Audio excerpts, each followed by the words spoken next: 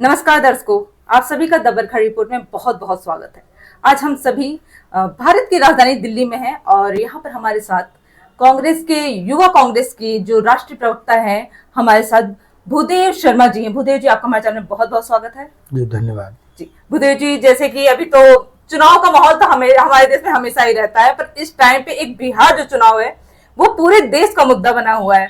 मैं जहां बिहार चुनाव में, तो चलिए बिहार में चुनाव चल ही रहा है, पर मैं देख रही हूँ सब जगहों पर ही इसकी चर्चा हो रही है। दिल्ली में भी इसकी काफी चर्चा हो रही है। यहाँ तक कि आपके राहुल गांधी जी भी जो है वो भी बिहार में ही गए हुए हैं। तो आप जरा पहले बताइएगा हमारे दर्शकों को कि आप लोग की तैयारी कैसी चल रही है।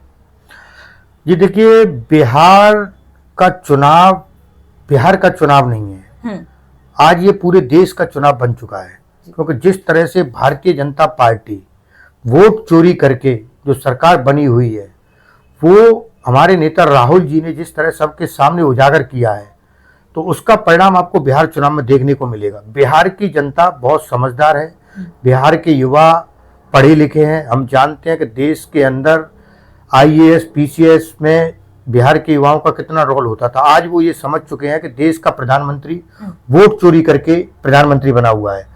तो ये मुद्दा वहां देखने को मिलेगा। और निश्चित तौर पर ये जो बोलते हैं कि डबल इंजन की सरकार है बिहार के अंदर अन्य राज्यों में, तो इनको बिहार से अब वापस जाने की प्रक्रिया शुरू होगी और इनको गद्दी छोड़नी ही पड़ेगी। अगर वोट चोरी हो रही है तब तो हो सकता है कि बिहार चुनाव में भी वोट चोरी हो जाए। नहीं, इसके लिए अब जनता खड़ी होगी ना। यही वोट चोरी का मुद्दा तो सबके सामने लेकर के आई।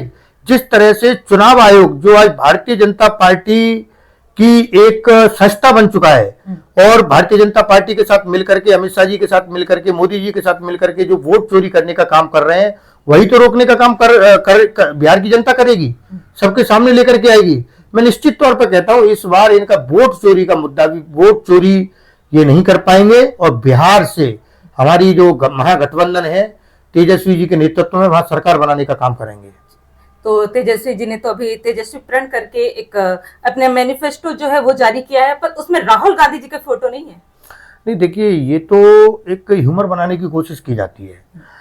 हम पहले ये एनडीए क्या है अफवाह बनाने की कोशिश करेगी। पहले एनडीए बोलता था कि इनके पास कोई मुख्यमंत्री का चेहरा नहीं है। हमने तेजस्वी जी का चेहरा सबके सामने घोषित किया, लेकिन वो अब आज नीतीश जी का चेहरा घोषित नहीं कर पा रहे हैं। क्यों? क्योंकि हम लोग ये जानते हैं कि भारतीय जनता पार्टी जहां पर भी क्षेत्रीय पार्टियों के साथ मिलकर के चुनाव लड़ती है, धीरे धीरे करके दीमक की तरह, दीमक होती है ना, जैसे वो धीमे धीमे करके खत्म करती है लकड़ी को या किसी चीज को, ऐसे ही भारतीय जनता पार्टी क्षेत्रीय पार्टियों के साथ जाकर के वहां चुनाव लड़ती है और धीमे धीमे करके दीमक की तरह खाने का काम करती है। हमने देखा महाराष्ट्र के अंदर, देखा बहुत जगह, देखा कई राज्यों के अंदर। इसी तरह जो नीतीश कुमार जी हैं उनकी पार्टी को ये दीमक की तरह खाने का काम कर रहे हैं। तो ये अफवाह फैलाने का काम कर रहे हैं कि तेजस्वी प्रण पर तेजस्वी जी का फोटो है। अरे भाई, मुख्यमंत्री का चेहरा है, हमारा घोषित मुख्यमंत्री का चेहरा है। महागठबंधन की सरकार बनेगी तो तेजस्वी मुख्यमंत्री बनेंगे, तो जो भी मैनिफेस्टो के अंदर होगा उसको काम करने का काम भी तो तेजस्वी जी ही करेंगे। हम तो इनसे पूछते हैं कि आप तो अभी तक अपने मुख्यमंत्री जी का चेहरा घोषित नहीं कर पाए, तो फिर आप तो अपना मैनिफेस्टो तो तब लेकर के आओगे, तब लोगों से आप वादे कर पाओगे कि कौन इसको पूरा करेगा। फिर से आप वही कहोगे डबल इंजन की सरकार। 20 साल से डबल इंजन की आपकी सरकार चल रही है, लेकिन उसके बावजूद भी आप बिहार के अंदर क्या कर पाए? वही जंगल राज, वही पलायन, वही महिला असुरक्षा, ऐसे तमाम मुद्दे हैं। लेकिन ये बिहार के लोगों को मुद्दों से भटकाने के लिए इस तरह की बातें करते हैं। पर बिहार में तेजस्वी जी का भी ऐसा नहीं है कि रहे हैं, हम हमेशा से नेता रहे हैं, उनके घर परिवार से भी सभी जानते हैं। तो जंगल राज तो पहले भी था, ऐसा नहीं है कि जंगल राज पहले नहीं था। नहीं, 20 साल से किसकी सरकार है? नीतीश जी की सरकार है। जो ये कहते हैं कि जंगल राज को खत्म कर दिया, हम वही तो बता रहे हैं। नीतीश जी कुछ दिन के लिए उप मुख्यमंत्री बने थे, 5 लाख लोगों को रोजगार देने का काम किया था। उन्होंने जो वादे किए थे इस बार वो पूरा करने का, जबरदस्ती पूरा करवाया नीतीश जी से। उसके बाद में जब वादे पूरे करने लगे, न्नीतीश जी छोड़ के चले गए। तो ये तो वहां की जनता देखेगी कि युवा नेतृत्व है, युवा सोच है। वहां पे जो सामाजिक न्याय मिलना चाहिए, उसके लिए लालू जी ने भी लड़ाई लड़ी और तेजस्वी जी भी लड़ाई लड़ रहे हैं। जो हमारे मुद्दे हैं उनको हम पूरा करने का काम करेंगे, महिलाओं को सशक्त बनाने का काम करेंगे, वहां की सुरक्षाओं को लेकर के काम करेंगे। और उन्होंने जो प्रण किया है हर घर में एक सरकारी नौकरी देंगे, उसको पूरा करने का काम 20 महीने में करेंगे। और उसके बाद जो पलायन है पूरे देश के अंदर, अभी देखो छठ का त्योहार चल रहा है, पूरे हमने देखा, ये कह रहे हैं 12,000 ट्रेनें चलाई हैं इतने लोगों के लिए। क्या ट्रेनों के अंदर व्यवस्था थी? कितनी अव्यवस्था थी। लोग वहां क्या है, बाथरूम में बैठ करके सो करके जा रहे हैं, 12-12 घंटे हो गए, लोगों ने पेशाब नहीं किया है। अब आप बताइए कि कितने मतलब बीमारी को वो आमंत्रण दे रहे हैं। वो लोग इस छठ त्योहार के लिए पूरे देश से, विदेशों से भी आते हैं लोग और वहां घर पहुंचते हैं, तो उनके उस पलायन को रोकने का काम करेंगे। ये तो केवल अफवाह फैलाते हैं कि हमने इतनी ट्रेनें चलाई, ये किया। और अव्यवस्था को आपने सबने देखा है, रेलवे स्टेशनों पर क्या हाल था। तो ऐसे तेजस्वी जी का आज मैंने देखा कि उनका कहना है कि जॉब लेटर जो है वो बंटवा देंगे, तो मतलब इंटरव्यू नहीं होगा, डायरेक्ट जॉब लेटर जो है वो बच्चों को मिल जाएगा। देखिए एक प्रक्रिया होती है, उसी प्रक्रिया के तहत ही होगा। सरकारी नौकरी जो मिलती है उसके हिसाब से ही मिलेगी, जो जितना पढ़ा लिखा होगा उसको उसके हिसाब से नौकरी दी जाएगी। और अगर मन में संकल्प है तो मैं कहता हूँ हर चीज हो सकती है। भाई देश के अंदर प्राइवेट नौकरियां भी तो हैं, अगर कोई व्यक्ति नौकरी करना चाहता है उसको नौकरी मिलती है, तो वो नौकरियों को वहां पे उद्योग धंधे लगाए जाएंगे। वहां पे अगर उन उद्योगों के साथ में अगर सरकार कोई ज्वाइंट वेंचर लेकर के कुछ ऐसा आए तो दिया जाएगा। वो देखना, आप सरकार बनेगी तो मिलेगी नौकरी। वो उस समय आपको ये सवाल होगा कि कैसे नौकरियां नहीं मिल रही, तब हम बताएंगे कि नौकरियां मिल रही हैं कि नहीं मिल रही। तो जो पलायन हुआ है वो वापस अब बिहार की तरफ वापस लोग बिल्कुल ये वादा किया है कि इस बार की छठ, अगली बार जो छठ मनाई जाएगी वो बिहार के लोग अपने परिवार के साथ मिलकर के बनाएंगे। तो फिर इतनी आवश्यकता ही नहीं होगी, जो इतनी ट्रेनें चलवानी अब चलवानी ही नहीं पड़ेंगी। नहीं, अब जब सरकार को जब व्यवस्था करनी चाहिए तब नहीं चलाई। अब नहीं, अब ये इनके ऊपर है क्या होगा। हम तो कहते हैं कि इस बार देखा तो इसी अव्यवस्था से बचने के लिए ही तो वो किया जा रहा है। आप जहां जाते हो वहां पे आपने देखा हो, हमारे बिहार के भाई लोग हर जगह जाते हैं, हर क्षेत्र में काम कर रहे हैं, नाम रोशन कर रहे हैं। उसके बावजूद भी उनके लिए आज इतनी व्यवस्थाएं नहीं है कि वो एक पूरे साल के अंदर एक दिन अगर उनको घर जाना है अपने त्योहार पर, तो सरकार उसकी व्यवस्था नहीं कर पा रही है। तो इसी अव्यवस्था से बचने के लिए तो उनके पलायन को रोकना है। बिल्कुल। अच्छा, जैसे दिल्ली में भी है, फिर भी यहाँ पर भी बहुत बिहारी वासी हैं, तो आपको क्या लग रहा है कि यहाँ का जो माहौल है वो बिहार का माहौल तो नहीं है, जाहिर सी बात है। तो अब इस टाइप के भी माहौल, अब राहुल गांधी जी गए, उनकी सरकार आ जाती है, तो क्या ऐसा माहौल भी बनना स्टार्ट हो जाएगा? बिल्कुल, क्यों नहीं बनेगा, हो जाएगी। बिल्कुल बिल्कुल। देखिए अब हमारा प्रचार शुरू हो गया, हमारे नेता राहुल जी गए हैं, प्रियंका जी जाएंगी, खड़गे जी जाएंगे, बाकी तमाम गहलोत जी हैं, पायलट साहब हैं, बघेल जी हैं, तमाम नेता वहां पर गए हैं और जा रहे हैं। हम पूरी दमखम के साथ चुनाव लड़ रहे हैं और मैं कहता हूँ इस पर निश्चित तौर पर बिहार में बदलाव होने जा रहा है। क्योंकि बिहार का युवा अब ये सोच रहा है कि उनको नौकरी मिले तो अपने घर के अंदर मिले, अपने राज्य के अंदर मिले। वहां की महिलाएं सोच रही है, वहां के किसान, इन्होंने बड़े बड़े वादे किए थे, 2 करोड़ रोजगार प्रतिवर्ष देंगे। कहाँ है वो 2 करोड़ रोजगार? ये कहते थे किसानों की आय दुगनी कर देंगे, कहाँ है वो किसानों की आय?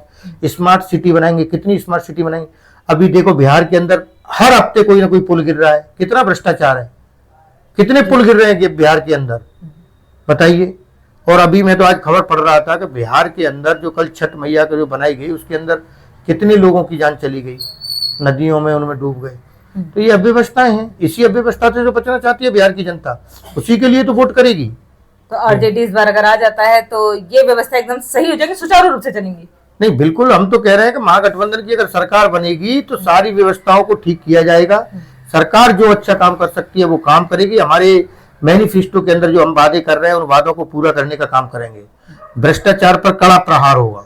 अच्छा, जातिवाद जो बहुत बिहार में फैला हुआ है उस पर आपको क्या लगता है, रोकथाम कभी लग पाएगा या नहीं लग पाएगा? देखिए, जातिवाद को लेकर के हमारे नेता राहुल जी ने संसद के अंदर भी बोला, जिसकी जितना जाति है, जिसका जितना हक है उसको उनका अधिकार मिलना चाहिए। तो ये तो एक मुद्दा है, वो चलता है, लेकिन उनका हक जो जितनी जनसंख्या में है उनका हक मिलना चाहिए। तो जब हक मिलेगा तभी सब लोग बराबरी में आ पाएंगे। अच्छा, महागठबंधन में जैसे कांग्रेस के जो प्रभारी पहले बनाए गए थे कृष्णा जी, और अब उन्हें हटा दिया गया, तो वो हटाया क्यों गया कुछ दिन पहले? नहीं, कहाँ हटाया गया है? कृष्णा जी को हटा के मनीष शर्मा जी को बनाया गया। नहीं, वो यूथ कांग्रेस के प्रभारी बनाए गए हैं और ये प्रक्रिया होती है, काफी समय से चल रही थी। कृष्णा जी ने बिहार के अंदर कांग्रेस को मजबूत करने का काम किया है। वो एक ऐसे डायनेमिक लीडर हैं कि जहां पर भी चुनाव में रहे वहां कांग्रेस पार्टी को मजबूत करने का काम किया है। इतने साल से यूथ कांग्रेस के प्रभारी थे और मुझे लगता है कि उनके नेतृत्व में जो यूथ कांग्रेस ने काम किया है वो शायद होगा, आगे भी होगा, लेकिन वो अविस्मरणीय है। इतना अच्छा काम किया है। कोरोना के अंदर हमने देखा कि हमारे नेता थे राष्ट्रीय अध्यक्ष श्रीनिवास जी, उनके नेतृत्व में किस तरह का काम किया था। पूरे विश्व के अंदर ऑक्सीजन मैन के नाम से उनको जाना गया, लेकिन उसके लिए कृष्णा जी का ही पूरी भूमिका थी। तो इतनी भूमिका होने के बाद तो बिल्कुल ही हटाना चाहिए था। नहीं, हटाया नहीं, मैंने वही कहा ना, एक प्रक्रिया होती है। अभी उनको बिहार चुनाव की पूरी जिम्मेदारी दी गई है, तो वो अभी पूरी तरह से बिहार चुनाव के अंदर लगे हुए हैं, तो उनको युवा कांग्रेस का प्रभारी बनाया गया है। और ये तो काफी समय हो गया था, तो बदलते ही हैं। तो ये तो एक क्या है, बीजेपी वाले हैं, कुछ अफवाहें फैलाने का काम करते हैं। बाकी तो जो अफवाह है वो उसमें जरा भी सच्चाई नहीं, बिल्कुल भी कोई सच्चाई नहीं है। और मुझे लगता है कि ये काफी समय से प्रक्रिया चल रही थी, और प्रक्रिया चलती है, उसके बाद ही नई नियुक्ति होती है, और वो नियुक्ति हुई। हमारे राष्ट्रीय अध्यक्ष जी भी बदले भाई, 1 साल पहले राष्ट्रीय अध्यक्ष बदले, कश्मीर से उदय भानु चिप जी बनाए गए। तो अब इनको भी थोड़ा सा बदले, क्योंकि इनको नई भूमिका दी गई कि बिहार चुनाव के प्रभारी बनाए गए, बिहार के पूरे स्टेट के प्रभारी हैं, और आगे भी इनको मुझे लगता है अच्छी जिम्मेदारी बनी मिलेगी। कृष्णा सर यूथ कांग्रेस को जितना मजबूत करने का काम किया, जितना जमीन से उठे हुए लोगों को ऊपर बढ़ाने का काम, आगे उनका जो कद है वो पार्टी के अंदर इतना बढ़ेगा जितना मुझे लगता है कि ये जो मीडिया और ये जो बीजेपी वाले जो अफवाह फैलाने का काम करते हैं, ये कभी सोच भी नहीं सकते हैं। जितना मजबूत बिहार के अंदर पहली बार कांग्रेस पार्टी दिखी है, उतना आज तक नहीं दिखी इतने दिन में। तो निश्चित तौर पर बहुत अच्छा काम कर रहे हैं हमारे साथ। तो आप लोग संतुष्ट है इस फैसले से? जो मनीष शर्मा जी आए उनसे भी आप लोग संतुष्ट हैं? नहीं, देखिए बिल्कुल, देखो पार्टी में बदलाव भी होते हैं, वो तो चलता है। हम जुड़े हुए हैं कृष्णा सर से, हमें लगता है कि थोड़ा दुख भी हो सकता है, लेकिन अब मनीष सर आए हैं तो मनीष सर के साथ मिलकर के काम करेंगे। थोड़े दिन के लिए लगता है हम राष्ट्रीय अध्यक्ष जी से जुड़े होते हैं, फिर नए राष्ट्रीय अध्यक्ष आते हैं, हम उनके साथ भी काम करते हैं, तो निश्चित तौर पर इनके साथ भी काम करेंगे, और उनके साथ भी हम जुड़े हुए हैं, जुड़े रहेंगे। अच्छा, बिहार में ऐसे जाता है जैसे गुंडागर्दी भी बहुत देखा गया है, तो आपको क्या लगता है इस पर अब लगाम लगाया जाएगा? वही मैंने कहा कि बिहार के अंदर गुंडा राज हमने देखा। किस तरह से आपने देखा कि एक आईसीयू में भर्ती व्यक्ति को गोलियों से भीन दिया जाता है, जबकि उस हॉस्पिटल के अंदर जाना मुश्किल है। तो यही तो हम कह रहे हैं कि वो गुंडा राज है। मुख्यमंत्री आवास के सामने पिस्तौल लहराते हुए लोग गुंडे निकलते हैं, लेकिन पुलिस कोई लगाम नहीं लगा पाती है। इसी गुंडा राज पर तो लगाम लगाना है। यही तो हमारे मैनिफेस्टो में है। यही सुरक्षा तो महिलाओं को देनी है, युवाओं को देनी है, किसानों को देनी है। हमने देखा कैसे इनकी राज्य में डबल इंजन की जो सरकार थी, उसमें जब युवा नौकरी के लिए अपना हक मांगता था नौकरी के लिए, तो उनको कैसे लाठियों से पीटा जा रहा था, कैसे लाठियों से पीटा गया। बीपीएससी के बाहर बच्चे प्रदर्शन कर रहे हैं।